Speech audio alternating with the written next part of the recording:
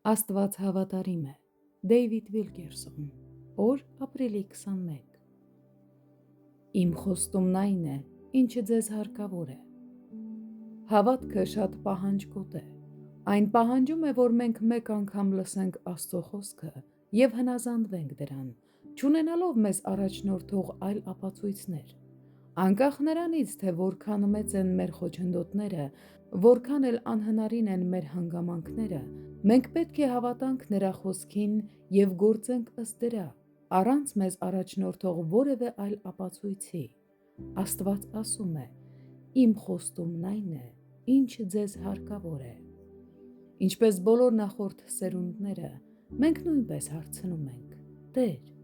ինչու եմ ես կանգնել այս փորձության առաջ։ Դա հակասում է իմ հասկացողությանը։ Դու թույլ ես տվել իմ կյանքում այնքան շատ բաներ, որոնք իմաստ չունեն։ Ինչու չկա բացատրություն այն ամենի, ինչի միջով ես անցնում եմ։ Ինչու է իմ հոգին այդքան անհանգիստ, այդքան լցված մեծ փորձություններով»։ Կրկին լսեք. հավատքի պահանջները մարդկության համար բացարձակապես անհիմն են։ Ինչպես է Տերը պատասխանում մեր աղաղակներին։ Նա ուղարկում է իր խոսքը, հիշեցնելով մեզ իր խոստումների մասին և ասելով. «Ուղղակի հնազանդվիր ինձ, վստահիր իմ խոսքին»։ Նա ոչ մի արդարացում չի ընդունում, որքան էլ անհնարին թվան մեր հանգամանքները։ Խնդրում եմ, ինձ սխալ մի հասկացեք։ Մեր Աստվածը սիրառատ Հայր է և թույլ չի տա, որ իր ժողովուրդը անտեղի տառապի։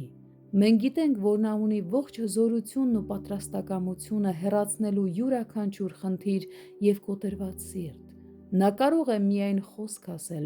ու մեզ ազատել ամեն փորձությունից ու պայքարից։ Այնուամենայնիվ, Աստված մեզ ցույց չի տա, թե ինչպես կամ երբ կկատարի մեզ տված խոստումները։ Ինչու՞։ Նա մեզ ոչ մի բացատրության պարտական չէ, երբ արդեն իսկ տվել է մեզ պատասխանը։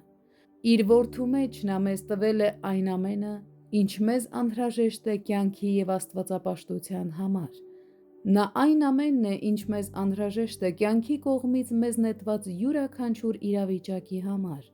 և Աստված կհաստատի այն խոսքը, որը նա հայտնել է. «Իմ խոսքը ձեր հասանելիության սահմաններում է»։ Այսպիսով, հանգստացեք իմ խոսքի մեջ, վստահեք և հնազանդվեք իմ խոսքին։